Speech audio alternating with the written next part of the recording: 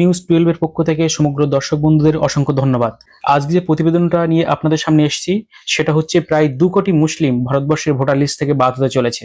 আর এই যে voter list থেকে মুসলিমদের বাদ দেওয়ার প্রক্রিয়া শুরু হয়েছে, সেই প্রক্রিয়া নিয়ে অলরেডি বিভিন্ন নিউজ চ্যানেল যেমন এএনটি, নিউজ 18 বাংলা, এবিপি আনন্দ, মানে সর্বভারতীয় বড় বড় মিডিয়া হাউস কিন্তু এটা নিয়ে অনেক খবর করেছে। তাছাড়া বর্তমান যে আমাদের রাজ্যের মুখ্যমন্ত্রী মমতা বন্দ্যোপাধ্যায়, তাকেও দেখেছেন কিছুদিন আগে এই ভোটার লিস্ট যে সংশোধন সংক্রান্ত যে বিষয়, সেখানে যে কিছু ধর্মীয় শ্রেণীর মানুষদের ভোটার লিস্ট থেকে বাদ দেওয়া হচ্ছে, আমাদের রাজ্যে এখনো শুরু হয়নি, এটা শুরু হয়ে গেছে বিহারে। তা নিয়ে কিন্তু মমতা বন্দ্যোপাধ্যায় অলরেডি একটা মিটিং করেছেন। তাছাড়া আজ বাদে কাল, অর্থাৎ আজকে 20 তারিখ, কাল 21শে জুলাই ধর্মতলায় তৃণমূল কংগ্রেসের শহীদ দিবস আছে। সেই শহীদ দিবসে এই ভোটার তালিকা সংশোধন নিয়ে বড় ধরনের ভাষণ কিন্তু বা বক্তব্য রাখবেন রাজ্যের মুখ্যমন্ত্রী মমতা বন্দ্যোপাধ্যায়। ভোটার তালিকা থেকে মুসলিমদের বা ভোটার তালিকা সংশোধনের প্রয়োজন এখন হলো কেন? বিশেষ করে বেশ কয়েক বছর ধরে দেখা যাচ্ছে আধার কার্ড, রেশন থেকে শুরু করে পেনশন সবকিছুতে কিন্তু অবৈধ ভোটাররা বা অবৈধ নাগরিকরা ভারতবর্ষের সুবিধা নিয়ে আসছে। কেন্দ্র সরকারের কাছে আগে থেকে এই রিপোর্ট ছিল, ওই জন্য কেন্দ্র সরকার এবং নির্বাচন কমিশন উভয় মিলে যে প্রক্রিয়ার মধ্যে নেমেছে যে ভারতবর্ষ থেকে অবৈধ যে ভোটার, সেই ভোটারকে বাদ দিতে হবে। আর এই প্রক্রিয়া মোটামুটি প্রথম পর্যায়ে শুরু হবে পূর্ব ভারতের 5টা রাজ্যকে কেন্দ্র করে। সেই রাজ্যগুলোর মধ্যে পড়ছে বিহার, আসাম, ত্রিপুরা, মেঘালয় এবং আমাদের রাজ্য পশ্চিমবঙ্গ। 2025-এ বিহারে বিধানসভা নির্বাচন, সেই নির্বাচনকে সামনে রেখেই এই ভোটার তালিকার সংশোধন করতে শুরু করে দিয়েছে ভারতের নির্বাচন কমিশন। আপনারা জানেন লোকসভা এবং বিধানসভা এই দুটো ভোটের আগে দেশের এবং রাজ্য ভিত্তিক বা অঞ্চল ভিত্তিক ভোটার তালিকার সংশোধন হয়। নতুন ভোটাররা তারা নাম নথিভুক্ত করে এবং যেসব ভোটাররা মারা গেছেন বা কারো নামের ভুল শুরু করে বা ভোটার কার্ড ট্রান্সফার, এইসব সংক্রান্ত বিষয়গুলো এই লোকসভা বিধানসভা ভোটের আগে হয়। আর বিহারে এর আগে ভোটার তালিকা এই যে পূর্ণাঙ্গ একটা সংশোধন, এই সংশোধন হয়েছিল 2002 সালে। ঠিক 23 বছর পরে 2025-এ এসে আবার নতুন করে সংশোধন হচ্ছে। আর যেটুকু জানা যাচ্ছে এই সংশোধনের ফলে প্রায় 25 লক্ষ মুসলিম ভোটার সেই তালিকা থেকে বাদ গেছে। কেউ বাংলাদেশে আছে, কেউ নেপালে আছে, কেউ মায়ানমারে আছে, বিভিন্ন দেশে রোহিঙ্গারা আমাদের ভারতবর্ষে এসছে। বিরোধীদের অভিযোগ যে এই ভোটার তালিকা সংশোধন নাম করে বিজেপি সরকার অর্থাৎ কেন্দ্র সরকার এনআরসি শুরু করে দিয়েছে। এখন প্রশ্ন হলো যে এনআরসিটা কি? এনআরসি হচ্ছে যারা ভারতবর্ষের নাগরিক নয় তাদেরকে দেশ থেকে বিতাড়িত করা বা ভোটার লিস্ট থেকে নাগরিকত্ব বা ভোটার লিস্ট থেকে বাদ দেওয়া। কিন্তু এনআরসির মাধ্যমে একটা সুবিধা হচ্ছে, যেসব হিন্দুরা ভোটার লিস্ট থেকে বাদ যাবে তারা এনআরসির মাধ্যমে একটা অ্যাপ্লাই করে তারা আবার ভারতবর্ষের ভোটার তালিকায় আসতে পারবে, ভারতবর্ষের নাগরিকত্ব গ্রহণ করতে পারবে। কিন্তু মুসলিমরা পারবে না, তারা এনআরসি করে ওই অ্যাপ্লিকেশনটা করতে পারবে না। এর ফলে মুসলিমদের দিক দিয়ে একটা কিন্তু সমস্যা থেকেই যাচ্ছে। তারা ভোটার তালিকা থেকে একবার বাদ গেলে আর কিন্তু এনআরসির মাধ্যমে বা ফর্ম ফিল আপের মাধ্যমে নতুন করে ভারতবর্ষের ভোটার লিস্টে বা ভারতবর্ষের নাগরিকত্ব নেওয়ার ক্ষেত্রে তারা একটা বড় বাধা হয়ে দাঁড়াবে। এই জন্য রাজ্যের যেসব দলগুলো আছে, রাজ্যভিত্তিক যে দলগুলো আছে, সেই দলগুলো যাদেরকে ওই মুসলিমদের, বাংলাদেশে এবং রোহিঙ্গা মুসলিমদের নিজেদের ভোট ব্যাংক বলে মনে করে, তাদের কিন্তু একটু সমস্যা হচ্ছে। সেই দলগুলো অলরেডি বিজেপি সরকারের এই পদক্ষেপের বিরুদ্ধে তারা সোচ্চার হয়েছে। এখন প্রশ্ন হলো মুসলিমদের ভোট ব্যাংক বলা হয় কেন?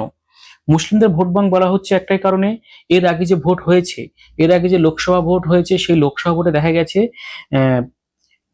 মুসলিম সম্প্রদায়ের মানুষরা তারা 94% কেন্দ্রে এসে, মানে সশরীরে কেন্দ্রে এসে ভোট দিয়েছে 94%। আর সেখানে হিন্দু থেকে শুরু করে অন্যান্য ধর্মীয় মানুষরা তারা এসছে মাত্র 65%। অর্থাৎ এই 29%, 29% যে ফারাকটা কিন্তু থেকে গেছে অন্য ধর্ম থেকে মুসলিম ধর্মের দিকে।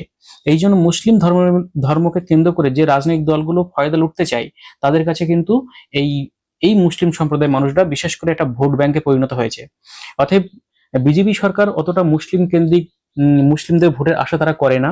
এজন্যই মুসলিম বাদ গেলেও তাদের কোনো যায় আসে না।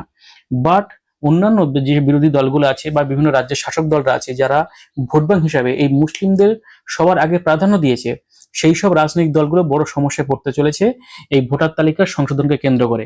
কিছু সম্প্রদায়ের, কিছু স্পেশাল বা কিছু সম্প্রদায়ের মানুষকে যখন ভোটার তালিকা থেকে বাদ দেওয়া হয়, তখন বিরোধী দলগুলো সরাসরি আন্দোলনে নেমে পড়েছে।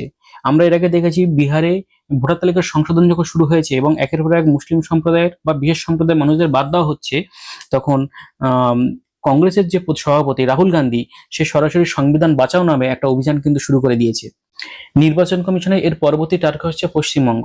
পশ্চিমবঙ্গে নির্বাচন কমিশন যদি ঠিক বিহারে যেমন হচ্ছে ঠিক এইভাবেই ভোটার তালিকা সংশোধন করতে পারে, তাহলে অনুমান করা হচ্ছে প্রায় 80 লক্ষ থেকে 1 কোটি মুসলিম বা বিশেষ সম্প্রদায়ের কিছু কিছু মানুষ ভোটার তালিকা থেকে বাদ যেতে পারে। আর এর ফলে রাজ্য শাসক দল তারা মহা বিপদে পড়তে পারে। তবে আমাদের কাছে যে তথ্য আছে, যে সংবাদ আমরা পেয়েছি, যে অগস্ট মাস থেকে ডিসেম্বর মাসের মধ্যে পশ্চিমবঙ্গে ভোটার তালিকার সংশোধন হতে পারে। এই সংশোধনকে কেন্দ্র করে নির্বাচন কমিশন থেকে যারা ওয়েস্টবেঙ্গলের যেসব সরকারি আধিকারিকদের কাছে অলরেডি নোটিশ চলে এসছে। আর এরপরেই রাজ্য সরকার অতএব রাজ্যের তৃণমূল সরকার বা তৃণমূল মমতা বন্দ্যোপাধ্যায় কিন্তু বেশ চিন্তায়। অলরেডি তিনি এই কেন্দ্র করে মিছিল করেছেন। আর কালকে 21শে জুলাই মঞ্চে তিনি অবশ্যই এই ভোটার তালিকার সংশোধন নিয়ে সরব হবেন। কিন্তু এর আগে আমরা দেখেছি মমতা বন্দ্যোপাধ্যায় যখন বিরোধী ছিলেন, মানে আজও কেন্দ্রে বিরোধী, যখন বিরোধী আসনে ছিলেন বা যখন তৃণমূল কংগ্রেস প্রথম যখন রাজ্যে একটা দুটো সিট পাওয়া শুরু করেছে, তখন লোকসভায় গিয়ে পার্লামেন্টে সিপিএম এর বিরুদ্ধে এই অভিযোগ করতেন। তিনি বারবার বলেছেন যে বাংলাদেশ থেকে অবৈধ ভোটার সিপিএম বা সিপিআইএম মানে বুদ্ধে ভট্টাচার্য বা জ্যোতি বসুর আমলে প্রচুর বাংলাদেশিরা ভারতবর্ষে ঢুকছে, পশ্চিমবঙ্গে ঢুকে তারা ভোটার তালিকায় নাম নথিভুক্ত করে সিপিআইএম এর ভোট ব্যাংকে পরিণত হচ্ছে। তার বিরুদ্ধে তিনি কিন্তু প্রচুর পরিমাণে বা অনেক মিটিং মিছিল করেছেন এবং পার্লামেন্টে তিনি পার্লামেন্টের যে অধ্যক্ষ স্পিকার তার সামনে আমরা এমনও ভিডিও দেখেছিলাম যে সেই লিস্ট ধরে তার টেবিলে ছুঁড়ে মারছেন, এমন অবস্থা দেখেছি। সেই তৃণমূল কংগ্রেসের সুপ্রিমো মমতা বন্দ্যোপাধ্যায় আজ কিন্তু ভোটার তালিকার সংশোধনের বিরোধিতা করছেন। বাংলাদেশের অবৈধ মুসলিম নাগরিক যদি ওয়েস্টবেঙ্গলের ভোটার লিস্ট থেকে বাদ পড়ে যায়, তাহলে তৃণমূল কংগ্রেস বড় ধাক্কা পেতে চলেছে। আর এই ধাক্কার আশা করে আগে থেকেই একটা সাপোর্ট হিসাবে তারা বিহারে যে ভোটার তালিকা সংশোধন হচ্ছে সেটাকে কেন্দ্র করে অলরেডি সুপ্রিম কোর্টে তৃণমূল কংগ্রেস মামলা করেছে। আপনারা ভেবে দেখুন যে তৃণমূল কংগ্রেস বিহারে তাদের কোনো সংগঠন নেই, সেই বিহারের হয়ে মামলা করছে। কেন করছে? কারণ তৃণমূল কংগ্রেস বুঝতে পেরেছে, রাজ্য শাসক দল বুঝতে পেরেছে আর কিছুদিন পরে যেটা বিহারে ঘটলো সেটা আমাদের রাজ্যে ঘটতে চলেছে। আর এখানে ঘটলে 80 লক্ষ থেকে 1 কোটি বাংলাদেশি মুসলিম ভোটার লিস্ট থেকে বাদ যাবে। আর ওটা বাদ গেলে তৃণমূল কংগ্রেসের ক্ষমতা আসা এবং ক্ষমতা ধরে রাখা শুধু মুশকিল নয়, অসম্ভব হয়ে দাঁড়াবে।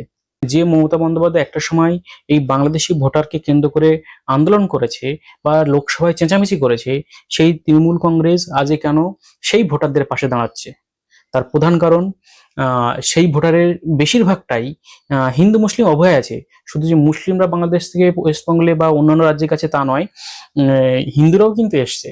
কিন্তু হিন্দুর নাম যদি বাদ যায়, আমি আগেও বলেছি যে এনআরসির মাধ্যমে তারা আবার অ্যাপ্লাই করে তারা আবার ভারতবর্ষের নাগরিকত্ব নিতে পারবে, কিন্তু মুসলিমদের ক্ষেত্রে সেই সুবিধাটা থাকছে না। এখানেই বড় ধাক্কা তৃণমূলের, কারণ তৃণমূল কংগ্রেসের প্রধান যে ভোট ব্যাংক মুসলিম ভোট, সেই মুসলিম ভোট ব্যাংকে থেকে সরাসরি ধাক্কা লাগবে। কিন্তু বিজেপির এখানে তেমন কোনো লস হবে না, লাভও যেমন হবে না, লসও হবে না। কিন্তু তৃণমূল কংগ্রেস প্রচুর ভোটের দিক দিয়ে, ভোটের যে পার্সেন্টেজ, সেই পার্সেন্টেজ কিন্তু অনেকটা নিচে নেমে যাবে। নিচে নেমে গেলে বিজেপি অনেকটা অ্যাডভান্টেজ থাকবে রাজ্যের শাসন ক্ষমতা আসার দিক দিয়ে। এই জন্য তৃণমূল কংগ্রেস অলরেডি আগে থেকেই, এখনো কিন্তু ওয়েস্ট বেঙ্গলে ভোটার লিস্ট সংশোধন, সে সংশোধন চালু হয়নি, তার আগে থেকেই বিহারে যে ভোটার লিস্ট সংশোধন হচ্ছে সেটা নিয়ে অনেক চিন্তিত। বিহারকে কেন্দ্র করে আমাদের ওয়েস্ট বেঙ্গলে আন্দোলন চলছে, মিটিং মিছিল চলছে। তবে নির্বাচন কমিশন যেটা জানিয়ে দিয়েছে, বিহারে তো অলরেডি শুরু হয়ে গেছে, এরপরে পশ্চিমবঙ্গ, তারপরে আসাম, ত্রিপুরা, মেঘালয়, এই 5 রাজ্যে আপাতত যে অবৈধ ভোটার, সে অবৈধ ভোটারকে মূল যে ভারতবর্ষের ভোটার তালিকা তাদের থেকে বাদ দেওয়া হবে। অলরেডি আপনারা দেখেছেন যে দিল্লিতেও কিন্তু অবৈধ ভোটার ধরা পড়ছে। দিল্লি, গুজরাট সব রাজ্যে, ইউপিতে ধরা পড়েছে অবৈধ বাংলাদেশি ভোটার। অতএব ওইসব অত ভিতরের রাজ্যগুলো যদি ধরা পড়ে, তাহলে বাংলাদেশ ঘেঁষা যে রাজ্যগুলো আছে সে রাজ্যে কি অবস্থা একবার আপনারা অনুমান করে দেখুন। আর এই অবৈধ ভোটারের সংখ্যা 1 লাখ 2 লাখ নয়, প্রায় 2 কোটির সমান। আর এই 2 কোটি তাহলে ভারতবর্ষের জনবসতির উপরে কতটা প্রভাব ফেলছে এবং কতটা থ্রেটের কারণ হয়ে দাঁড়াচ্ছে ভারতবর্ষের সিকিউরিটির দিক দিয়ে, সেটা অবশ্যই যারা এমএম নিউজ চ্যানেলে লক্ষ্য রাখেন আপনারা অবশ্যই এই জিনিসটা নিয়ে ভাববেন। এবং এই যে ভোটার লিস্ট সংশোধনের ক্ষেত্রে আপনাদের কতটা সহমত আছে না সহমত নেই, অবশ্যই কমেন্ট সেকশনে লিখবেন।